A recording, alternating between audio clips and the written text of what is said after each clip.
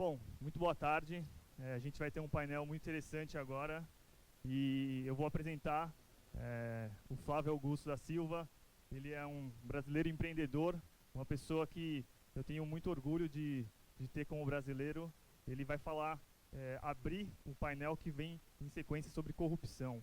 E a visão que a gente pediu para o Flávio é para ele trazer a visão dele como empresário empreendedor num país que tem uma situação complexa como a nossa. O Flávio, ele é fundador da WhatsApp, ele também é fundador do meucesso.com e dono do Orlando City. Ontem a gente teve a palestra do Kaká e eles também acabaram de anunciar que eles contrataram a Marta, que é a melhor jogadora do mundo, e é um orgulho. Então, assim, é realmente um empresário que dá orgulho para o Brasil, tem dado muito certo e vai dar a visão dele como empreendedor, como empresário, de como fazer negócio do Brasil. Então, eu vou pedir uma salva de palmas, Flávio Augusto da Silva.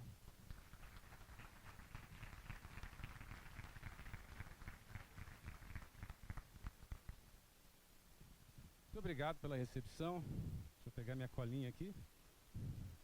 Aqui já está. Muito obrigado, boa tarde a todos. Muito prazer estar aqui. Para mim é uma honra muito grande estar aqui. Eu quero aproveitar e agradecer o convite feito pela organização do Brasil Conference. Oi? Tudo bem? Quero agradecer o convite.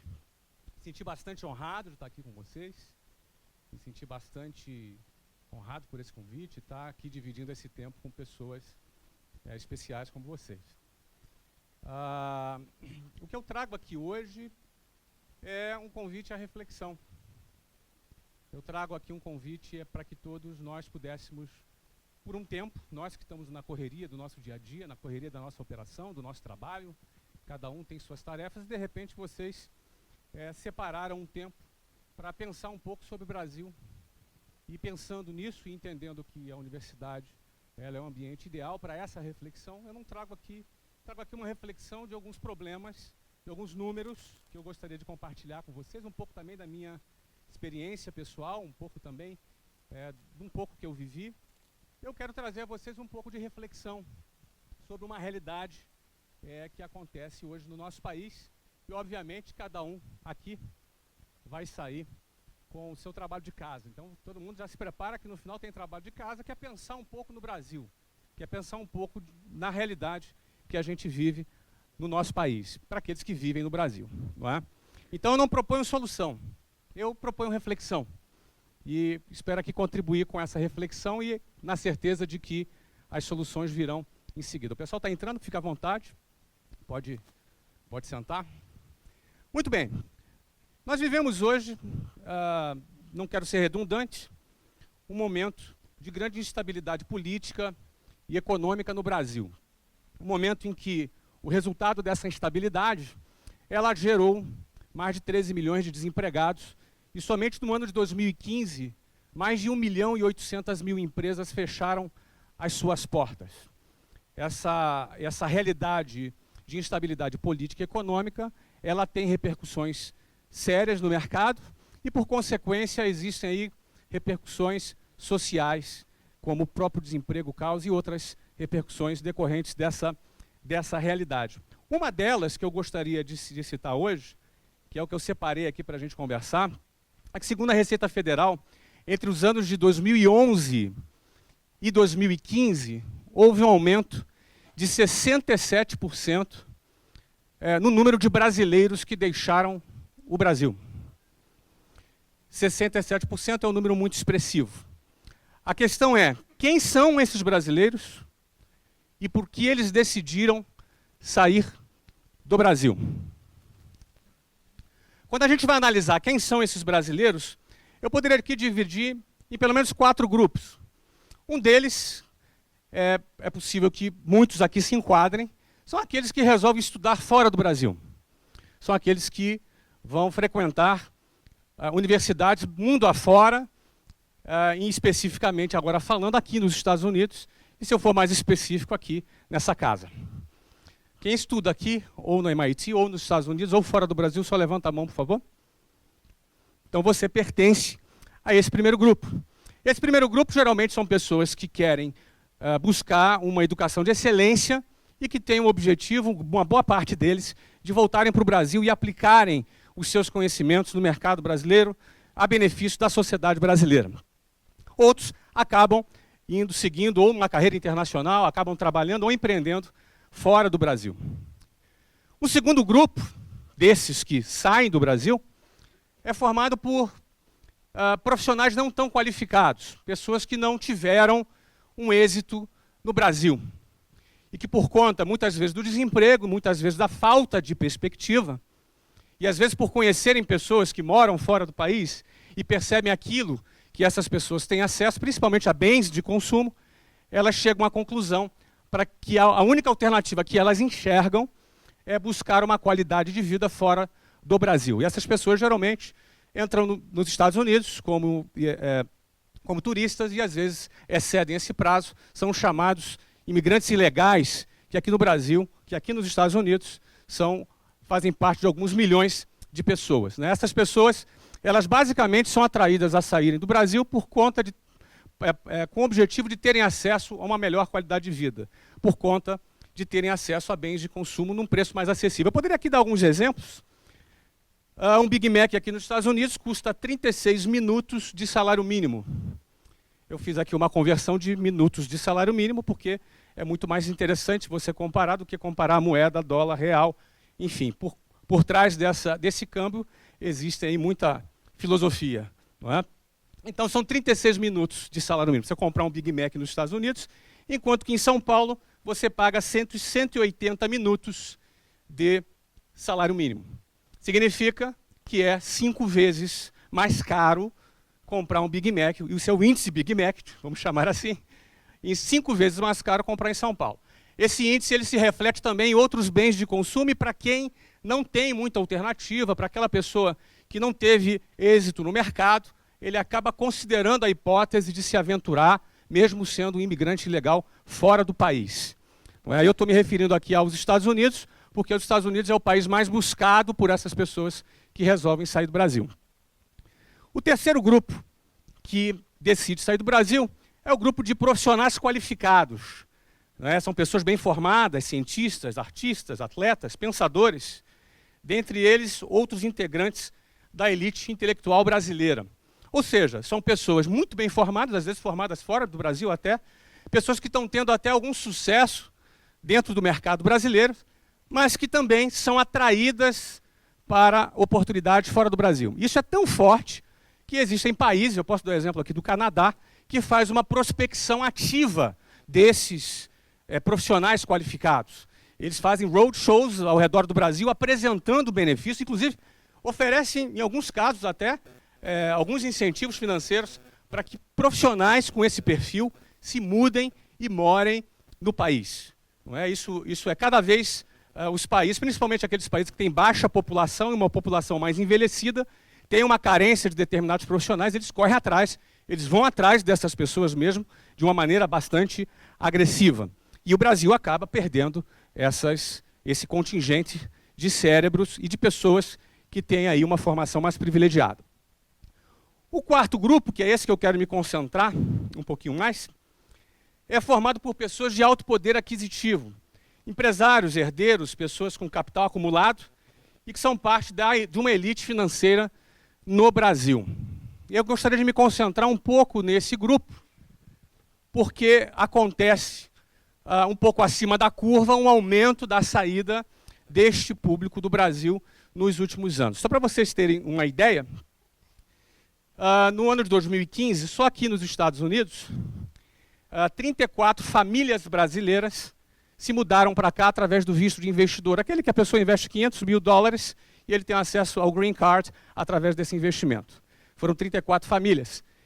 Em 2016, esse número já saltou para 150 famílias.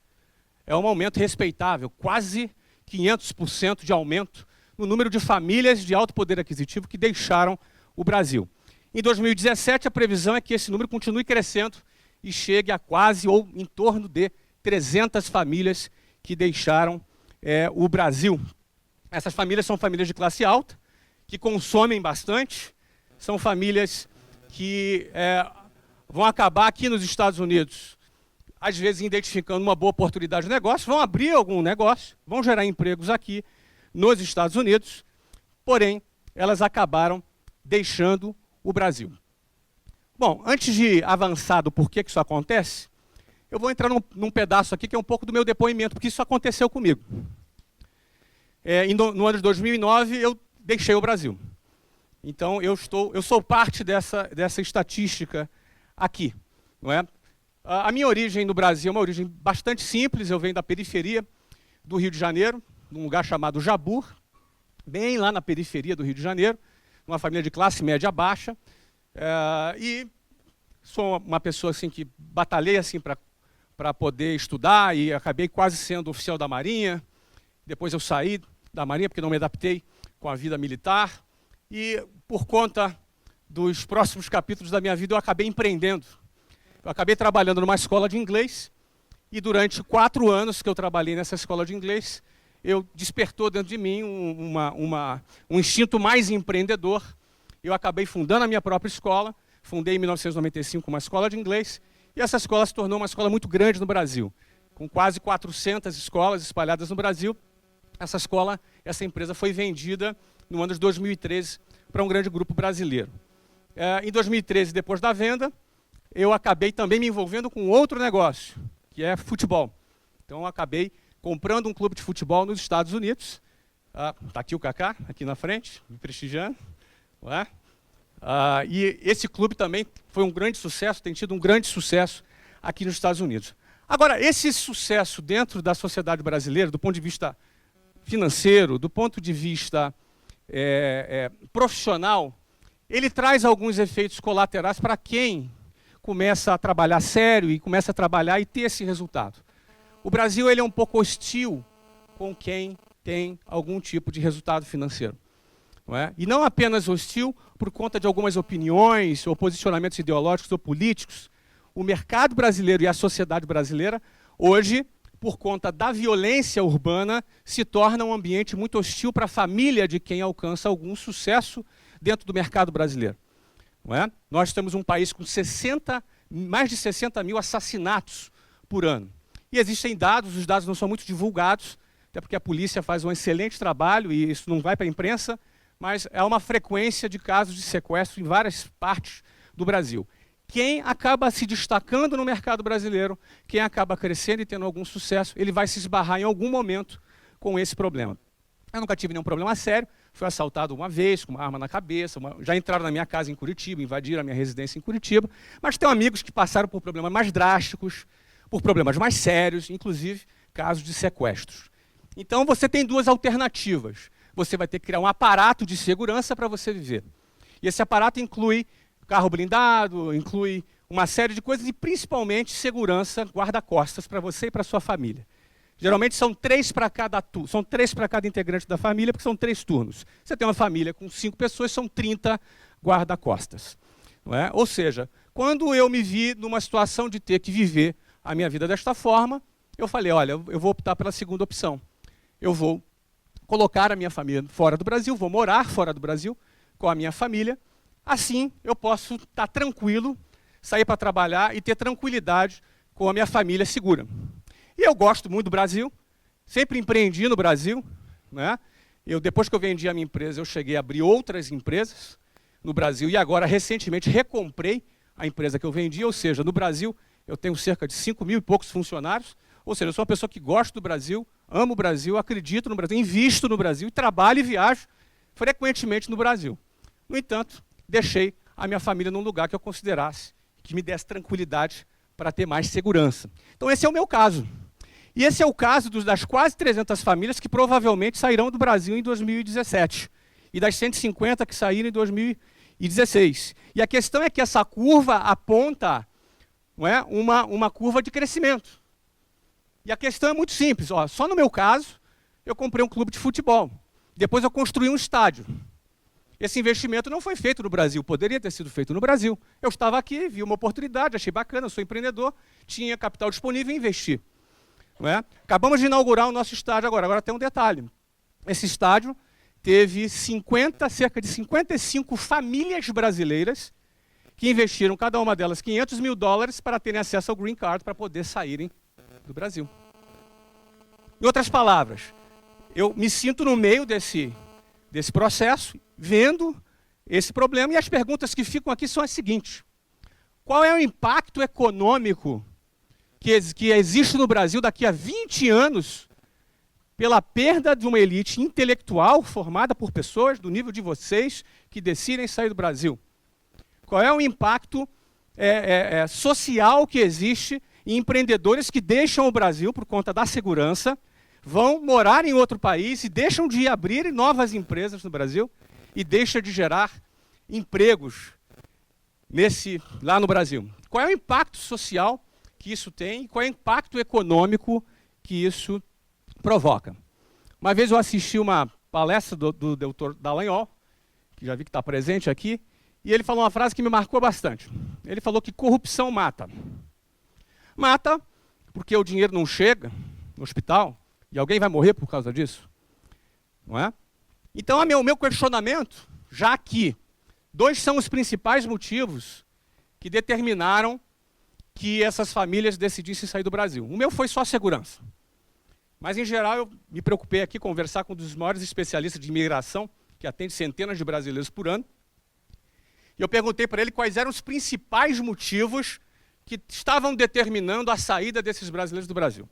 Ele me disse 2, na ponta da língua. Primeiro, segurança pública. As pessoas estão buscando um local mais seguro para a família. O segundo, uma espécie de desilusão por conta da corrupção. Isso é o depoimento de um americano, que é um dos grandes advogados de imigração, que atende centenas de brasileiros por ano. Então, eu, parafraseando aqui o Dr. Deltan, eu diria que a corrupção, ela mata. Sim, ela mata. Mas, além de matar, ela empobrece. Ela faz com que o país desperdice cérebros privilegiados e homens e mulheres com ímpeto de empreender, que às vezes deixam o Brasil, porque para eles é uma prioridade dar segurança para suas famílias, e por conta disso, muitas vezes, acaba sendo atraído a investir em outros locais. Eu tenho certeza, não é diferente do meu caso, que estou no Brasil sempre, empreendo no Brasil, invisto no Brasil, não é diferente da maioria dessas famílias. Se pudessem estar num país, num Brasil diferente, eles certamente optariam por viver no seu próprio país. Eu penso que esses dados são dados perigosos, são dados sérios, são dados que representam um forte impacto econômico, se você projetar isso para os próximos 20 anos, e que merece uma reflexão aqui de cada um de nós. Eu, como disse, não trago soluções, eu trago problemas, eu trago reflexão. Eu tenho certeza que cada um aqui dentro do seu papel que ocupa, na missão que ocupa no seu trabalho, você vai sair daqui pelo menos. O que é possível ser feito para poder o Brasil ser mais atrativo para essas pessoas? Ou para a gente não perder talentos, ou não perder empreendedores que, por um motivo como esse, acabam deixando o Brasil. Era essa reflexão que eu quis trazer aqui para vocês hoje. Tá legal? Muito obrigado e boa tarde.